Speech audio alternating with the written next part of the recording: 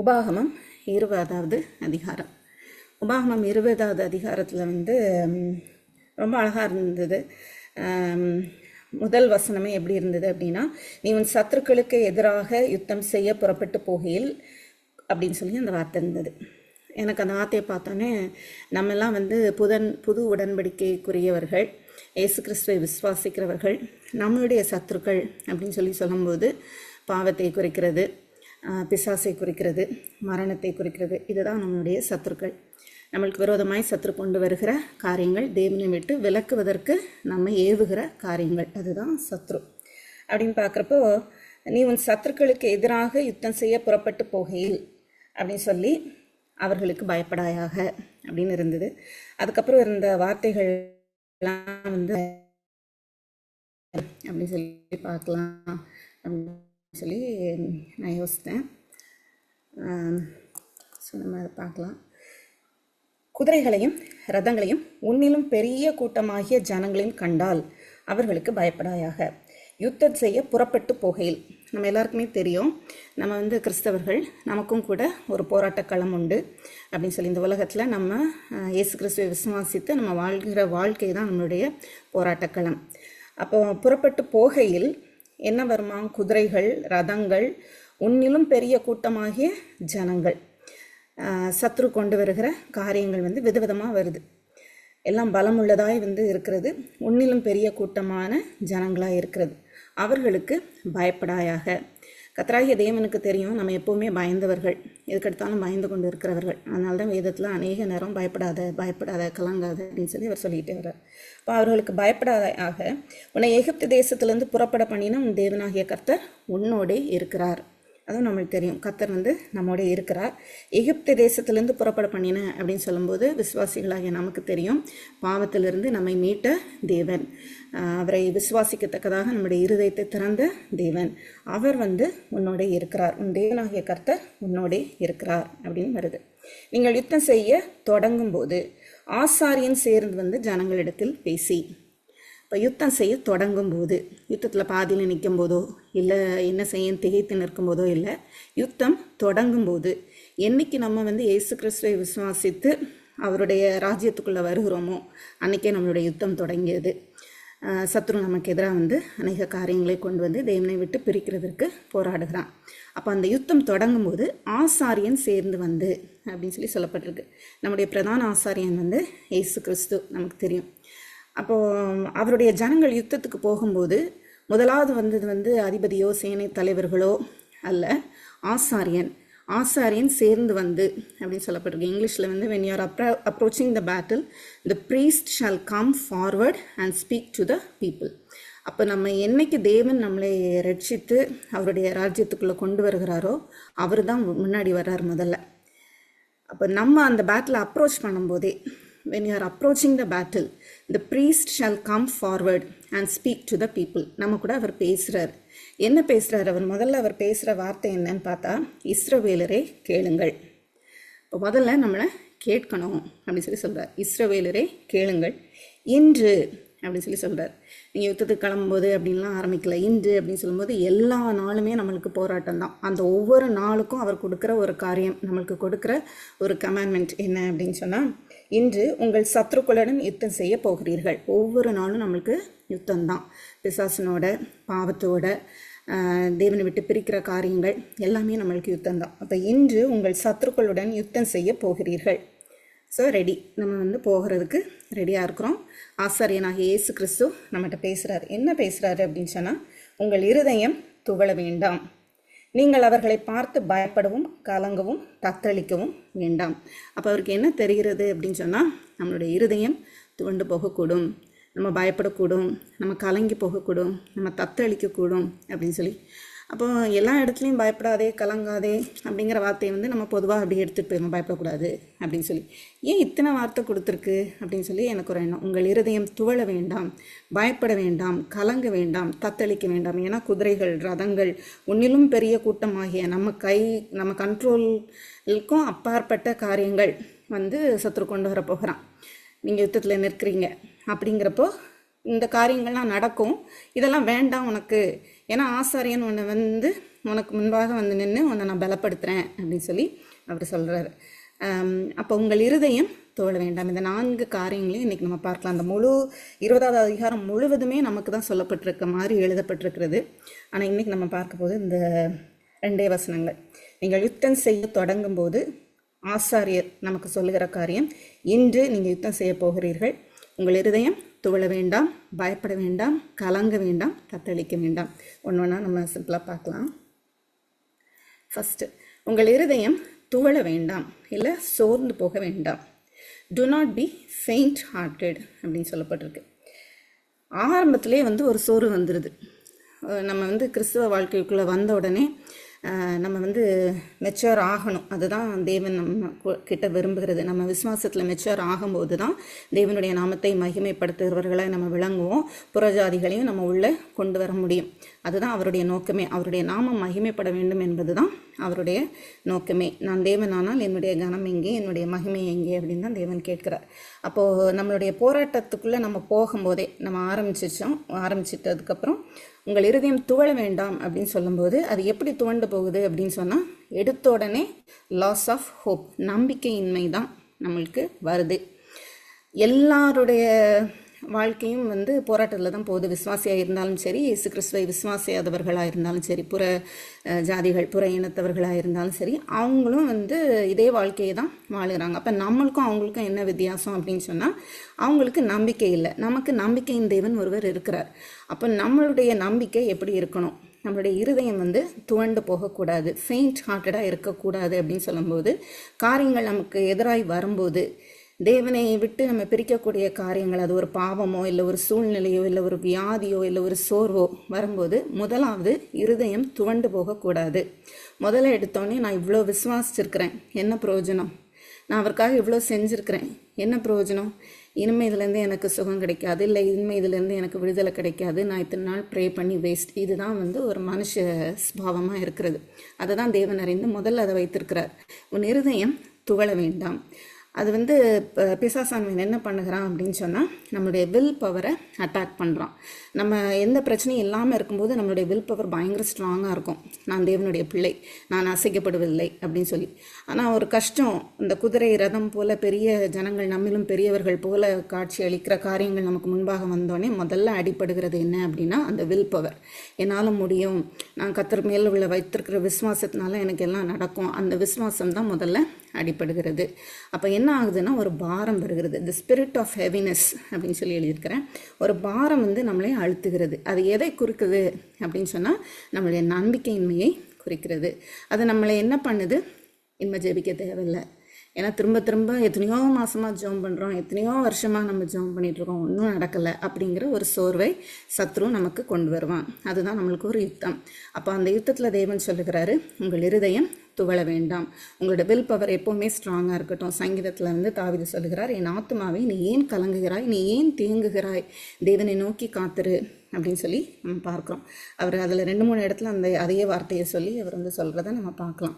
அப்போது ஆத்மாவே நீ ஏன் கலங்குகிறாய், நீ ஏன் தேங்குகிறாய், ஏன்னா நீ தேவன் மேலே விசுவாசம் வைத்திருக்கிற, அதனால் நீ பயப்படாயாக, உன் இருதயம் துவண்டு போக வேண்டாம் அப்படின்னு சொல்லி அவர் சொல்கிறார்.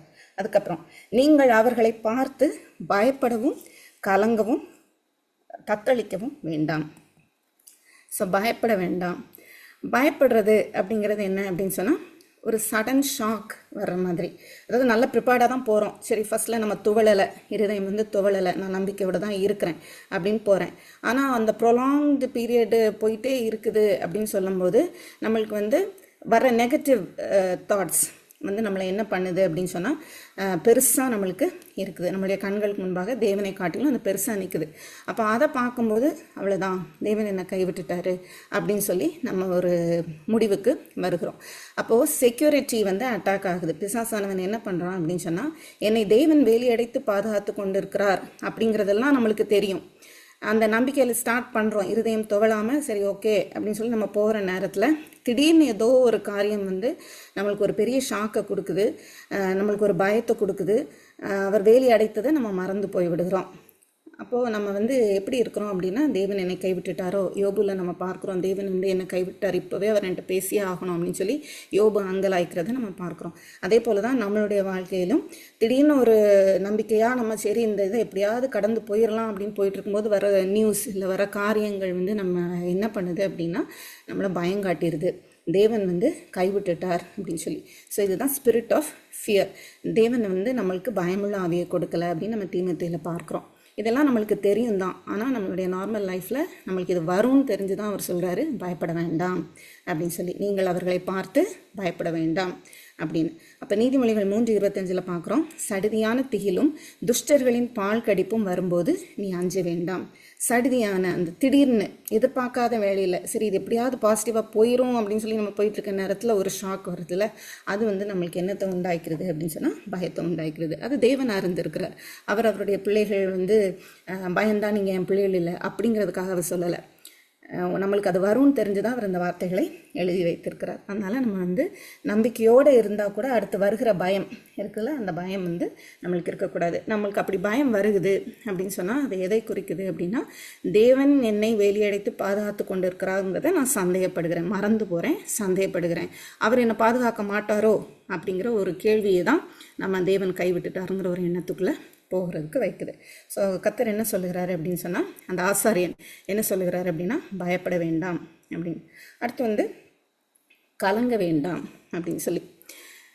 இப்போ நம்ம பார்த்தோம், ஒரு நெகட்டிவ் நியூஸ் வந்தோடனே, ஒரு சடன் ஷாக் வந்தோடனே நம்மளுக்கு என்ன பண்ணுறோம் அப்படின்னா பயம் வந்துடுது. அதுக்கு அடுத்த ஸ்டெப் என்ன ஆகுது அப்படின்னு சொன்னால், இந்த கெட்ட செய்தியோ இல்லை ஏதோ ஒரு நியூஸ் ஒரு சடன் ஷாக்காக வந்த உடனே நம்ம மைண்டு வந்து ஃபுல்லாக நாய்ஸியாக ஆரம்பிக்குது. நமக்கு வந்து மைண்டுக்குள்ளே ஒரே சத்தங்கள் ஓடிக்கிட்டே இருக்குது.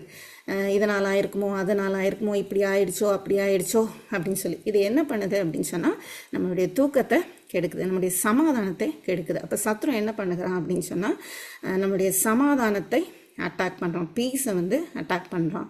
அந்த நேரம் என்ன வருதுன்னா ஸ்பிரிட் ஆஃப் கன்ஃபியூஷன், குழப்பம், பயத்தை தாண்டி அடுத்து என்ன நடக்குது அப்படின்னு சொன்னால் நம்ம வந்து ரொம்ப பயப்பட ஆரம்பிக்கிறோம். அப்படிங்கிறது எதை குறிக்குது அப்படின்னா சமாதானமின்மையை குறிக்கிறது. அப்போ தேவனுடைய வழி நடத்துதல் என்ன அப்படிங்கிறது வந்து நம்மளுக்குள்ளே அவர் கிரியை செய்து கொண்டு தான் இருக்கிறார். ஆனால் நம்ம அதை தாண்டி நம்ம மைண்டுக்குள்ளே ஓடுகிற நாய்ஸ்க்கு வந்து நம்ம முக்கியத்துவம் கொடுக்க ஆரம்பிக்கிறோம். அதனால் ஹோலி ஸ்பிரிட் கைட் பண்ணுறதே நம்ம என்ன பண்ணிடுறோம் அப்படின்னா ஷட் டவுன் பண்ணி அதை நம்ம வந்து காது கொடுத்து கேட்குறதே இல்லை. நம்ம எல்லாருக்குமே வந்து எவீருடைய ஸ்டோரி வந்து தெரியும். எவீரு வந்து வந்து கொண்டு இருக்கிறாங்க, அவங்களுடைய பிள்ளைக்கு வந்து சுகம் கிடைக்கணும் அப்படின்னு சொல்லி இயேசுவை கூப்பிட்டுட்டு வரும்போது 12 வருடம் பெரும்பாடு உள்ள ஸ்ரீ வந்து அங்கே ஒரு சீன் நடக்குது. அப்போ எவீருனுடைய மனதில் என்ன மாதிரி நாய்ஸ் எல்லாம் வந்திருக்கும், என்ன குழப்பம்லாம் வந்திருக்கும். அப்படி வந்துட்டு இருக்க நேரம் பார்த்து கரெக்டாக ஒருத்தர் வந்து சொல்கிறாரு, இனிமேல் நீங்கள் வருத்தப்படுத்த வேண்டாம், இயேசு கிறிஸ்துவை அவர் வந்து பிள்ளை மரித்து போனாள் அப்படின்னு சொல்லி. அப்போ அங்கே எவீரு ஒன்றுமே சொல்லலை, இயேசு தான் சொல்கிறாரு பயப்படாதே அப்படின்னு சொல்லி. அப்போ நம்ம மனதுக்குள்ளே இருக்கிற அந்த நாய்ஸ் வரும் அப்படிங்கிறது அவர் தெரிந்திருக்குது. ஏன்னா நம்மெல்லாம் வந்து அவருடைய பிள்ளைகள். நம்ம குழப்பு கொள்ளுகிறது, அதே போல் வந்து நம்ம பயப்படுகிறது, நம்மளுடைய இருதயம் துவண்டு போகிறது, இதையெல்லாம் அவர் அறிந்திருக்கிறார். நம்மளால் நிம்மதியாக தூங்க முடியலைங்கிறத அவர் அறிந்திருக்கிறார். அதுக்கு தான் அவர் நிறைய வசனங்கள் வந்து நம்மளுக்கு கொடுத்துருக்கிறார். நம்மளுக்கு சமாதானத்தை பற்றி ரொம்ப நல்லாவே தெரியும், நிறைய வசனங்கள் இருக்கிறது. அப்போது இந்த இடத்துல நான் எடுத்திருக்கிற வசனம் யோவான் 14:1. சீஷர்களை பார்த்து அவர் வந்து சொல்கிறார், உங்கள் இருதயம் கலங்காதிருப்பதாக. இந்த தேவாதி தேவன், சர்வத்தையும் சிருஷ்டித்த தேவன் நம்மை பார்த்து சொல்லுகிறார், உங்கள் இருதயம் கலங்காதிருப்பதாக, கலங்க வேண்டாம். ஏன் அப்படின்னு சொன்னால் உன் தேவனாகிய கர்த்தர் உன்னோடே இருக்கிறார். அந்த ஹோலி ஸ்பிரிட் வந்து நம்மளுக்குள்ளே இருந்து ஒவ்வொரு நாளும் இயேசு கிறிஸ்துவனுடைய வார்த்தையை நமக்கு நினைப்பூட்டுகிறது தான் அவருடைய வேலைன்னு நம்ம பார்க்குறோம். யோவானில் பார்க்கும்போது பரிசுத்த ஆவியானவர் உங்களுக்கு கொடுக்கப்படுவார், அவர் தேற்றவாளனாக இருப்பார். எப்படி அப்படின்னு சொன்னால் என்னிடத்திலிருந்து என்னுடைய வார்த்தைகளை உங்களுக்கு அவர் நினைப்பூட்டுவார் அப்படின்னு சொல்லி இயேசு கிறிஸ்து சொல்லுகிறார். அப்படிங்கிறப்போ நம்ம அதை வந்து ஷட் டவுன் பண்ணிட்டோம், அதை தாண்டி நம்ம மனசில் இருக்க குழப்பத்துக்கு நம்ம வந்து செவிகளை சாய்த்தோம் அப்படின்னு சொன்னால் நம்ம வந்து திடமாய் நிற்க முடியாது, நம்முடைய சமாதானம் குலைக்கப்பட்டு போகும். அதனால தான் அவர் சொல்கிறாரு கலங்க வேண்டாம். ஸோ இது வந்து நம்ம இந்த 1 2 3 4 4 இதில் பார்க்கும்போது இதெல்லாம் ஒவ்வொரு ஸ்டெப். ஃபஸ்ட்டு நம்மளுக்கு வந்து விஸ்வாசமே ஒரு சிலருக்கு இருக்காது, ஸ்டார்டிங்லேயே அவ்வளோதான் அப்படின்னு சொல்லுவாங்க. ஒரு சிலர் வந்து சரி விஸ்வாசத்தோடு இருப்பாங்க, இருதயம் துவளாமல் பாதுகாத்து கொள்வாங்க. ஒரு சிலர் வந்து அந்த செகண்ட் ஸ்டெப்புக்கு வந்து வராங்க, என்ன அப்படின்னா பயம். ஒரு சிலர் பயப்பட மாட்டாங்க, அப்புறம் திரும்ப கொஞ்சம் காலம் போகுது அப்படின்னு சொல்லும்போது பேனிக் வர ஆரம்பிக்குது, சத்தங்கள் கேட்க ஆரம்பிக்குது, நிம்மதியாக தூங்க முடியல. ஸோ இது எல்லாமே ஒரு மனிதனுக்கு வரும்னு தெரிந்து தேவன் இந்த காரியங்களெல்லாம் சொல்கிறத நம்ம பார்க்கலாம். அடுத்து வந்து தத்தளிக்க வேண்டாம். Do not be terrified by them. அவர்களை பார்த்து தத்தளிக்க வேண்டாம். இப்போ ரொம்ப காலம் ஆயிடுச்சு, ஒரு ப்ரேயர் பண்ணிகிட்ருக்குறோம், இல்லை ஒரு பாவத்திலேருந்து ஒரு விடுதலை வேணும்னு நம்ம நினைக்கிறோம், ஆனால் திரும்ப திரும்ப அப்படியே தான் இருக்கிறோம். அப்போது பிசாசானவன் கடைசியாக வர காரியம் என்ன? தேவன் சொல்கிறது, நீங்கள் வந்து தத்தளிக்க வேண்டாம் அப்படின்னு சொல்கிறதுக்கு காரணம் என்ன அப்படின்னு சொன்னால், கடைசியாக நம்ம மனசு சொல்கிறது என்ன அப்படின்னா, நீ ஏதோ தப்பு பண்ணியிருக்க, அதனால தான் உனக்கு இது நடக்குது அப்படின்னு சொல்லி சத்ரு உங்களை குற்றப்படுத்தி கொண்டே இருப்பான். நம்ம அதை வந்து நம்புவோம். ஓ, இதை தேவன் இன்னும் மன்னிக்கலையோ, நான் திரும்ப திரும்ப இதையே பண்ணிகிட்டு இருக்கிறதுனால தேவன் என் மேலே கோபத்தில் இருக்கிறாரோ, அதனால என்னை தண்டிக்கிறாரோ அப்படின்னு சொல்லி கேள்விகள். அப்போ நீ பண்ண எல்லா தப்புமே வந்து உனக்கு தண்டனையை உண்டாக்கி தரும். உன் சாபம் உன்னை விட்டு போகாது. இல்லை உன்னுடைய பரம்பரை சாபம், இல்லை உன் வீட்டில் உள்ள சாபம், உங்கள் அம்மாவுக்கு இப்படி நடந்தது, இல்லை உங்கள் அத்தைக்கு இப்படி நடந்தது, ஸோ இதுதான் நம்ம வீட்லேயும் இப்போ நம்மளுக்கு நடக்குது. இந்த மாதிரி தாட்ஸை கொண்டு வர்றது யார் அப்படின்னா சத்ரு. அப்போ வந்து என்ன ஆகுது அப்படின்னா நம்ம தத்தளித்து போயிடும். அதுதான் வந்து டீப் டெரர். டெரர் இல்லை, டீப் டெரர் அப்படின்னு சொல்லும்போது நம்ம வந்து கர்த்தர் கிறிஸ்து வந்து நமக்காக செய்த காரியத்தை நம்ம மறந்து போயிடும். அவர் சாபத்தை எல்லாம் எடுத்துட்டாருங்கிறது நம்மளுக்கு தெரியும். சிலுவையில் அவர் எல்லா சாபத்தையும் எடுத்துட்டாருன்னு நம்மளுக்கு தெரியும். அப்போ அந்த ஸ்பிரிட் ஆஃப் காண்டம்னேஷன் வந்து நம்மளுக்கு இருக்கக்கூடாது. ஆக்கினை தீர்ப்பு உனக்கு உண்டு அப்படிங்கிற ஒன்றை பிசாசு சொல்லிகிட்டே இருப்பான். நம்மளுக்கு வந்து வேதம் மிக அருமையாக சொல்லுது, அவரை விசுவாசிக்கிறவர்களுக்கு ஆக்கினை தீர்ப்பு இல்லை அப்படின்னு சொல்லி சொல்லுது. அப்போ நம்ம ஒவ்வொரு தடவையும் இந்த தாட் வரும்போது நம்ம வந்து ஜெபிக்கணும், நான் தத்தளிக்க மாட்டேன், ஏன்னா தேவன் என்னோடு இருக்கிறார், கிறிஸ்து எனக்காக எல்லா காரியங்களும் செய்து முடித்திருக்கிறார், அதனால எனக்கு கண்டிப்பாக வெற்றி உண்டு. இது ஒரு போராட்ட களம். சத்ருவாகி நீ வந்து இந்த மாதிரி தாட்ஸ் எனக்கு கொடுக்குறேன்னு சொல்லி நம்ம அதை கவனிக்கக்கூடாது. ஸோ பிசாசை என்ன பண்ணுகிறான் அப்படின்னு சொன்னால், நம்மளுக்கு கொடுக்கப்பட்ட அதிகாரம், அத்தாரிட்டியை வந்து அட்டாக் பண்ணுறதை இந்த இடத்துல நம்ம பார்க்கலாம். அப்போ இந்த அத்தாரிட்டி வந்து அட்டாக் பண்ணப்படும் போது நம்ம என்ன நினைக்கிறோம் அப்படின்னு சொன்னால், நம்ம ஒன்றுக்கும் முடியாதவர்கள் அப்படின்னு சொல்லி நம்மளை நினைத்து கொள்கிறோம். அப்போ தான் வசனத்தை வந்து நம்ம ஞாபகப்படுத்திக்கணும். சத்ருவினுடைய சகல வல்லமையையும் மேற்கொள்ள உங்களுக்கு அதிகாரம் கொடுக்குறேன். ஏன்னா எப்போ அந்த அதிகாரம் நமக்கு கிடைக்கும்? கிறிஸ்துவை பற்றி கொள்ளும்போது கிறிஸ்து அந்த அதிகாரமுடையவர், அவருடைய பிள்ளையாகிய நான் அந்த அதிகாரத்தை உடையவள். அதனால சத்ருவினுடைய சகல வல்லமையை மேற்கொள்ள அப்படின்னு சொல்லும்போது, சத்ரு தேவனை விட்டு நம்ம பிரிக்கிறதுக்கு, நம்மளுடைய விசுவாசத்தை நம்ம விழுந்து போகிறதுக்கு தான் அநேக காரியங்களை கொண்டு வருவான். எவ்வளோ தூரத்துக்கு நம்ம கடவுளை நோக்கி போகிறோமோ அவ்வளோ தூரத்துக்கு நம்மளை வந்து குழப்புகிறதற்கும் பயங்காட்டுகிறதற்கும் நம்முடைய இருதயத்தை தத்தளிக்க பண்ணுகிறதற்கும் அவனால் முடியும், சத்ருவால் முடியும். அப்போ அந்த சத்ருவினுடைய சகல வல்லமையை மேற்கொள்ள தான் தேவன் வந்து உங்களுக்கு அதிகாரத்தை கொடுத்திருக்கிறேன் அப்படின்னு சொல்கிறார். அப்போது நம்ம வந்து தத்தளிக்கக்கூடாது. நம்மளுக்கு விரோதமாய் வருகிற குதிரைகள், ரதங்கள், நம்மளும் பெரிய காரியங்கள் அப்படின்னு சொல்லிலாம் நம்ம நினைக்கலாம், இது வந்து என்னால் முடியவே முடியாது அப்படின்னு சொல்லி நம்ம சோர்ந்து போக கூடாது. ஏன்னா தேவன் வந்து எல்லாவற்றையும் செய்த தேவன் நம்மளோட இருக்கிறார். அப்போ அதுக்கப்புறம் வந்து அடுத்த வசனம் நமக்கு சொல்லுது, உங்களுக்காக நீங்கள் சத்துருக்களுடைய யுத்தம் பண்ணவும் உங்களை ரட்சிக்கவும் உங்களோட கூட போகிறவர் உங்கள் தேவனாகிய கர்த்தர் என்று சொல்ல வேண்டும்.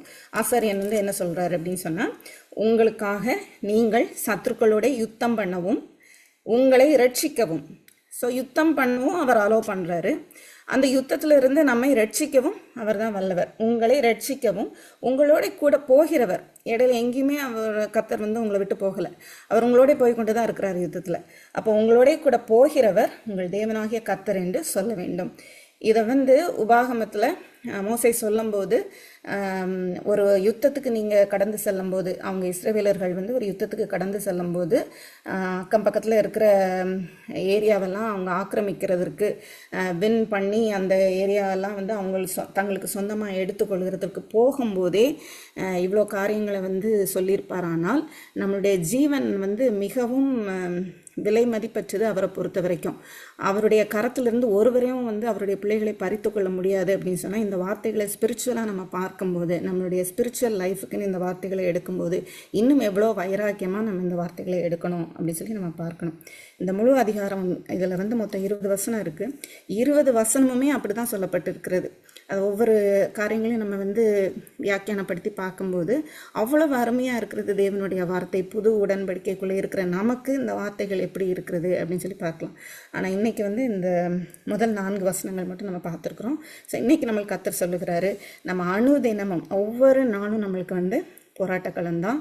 ஆனால் அந்த யுத்தத்தில் தொடங்கும்போது ஆசாரியன் ஒவ்வொரு நாளும் நமக்கு முன்பாக வந்து நிற்கிறார்.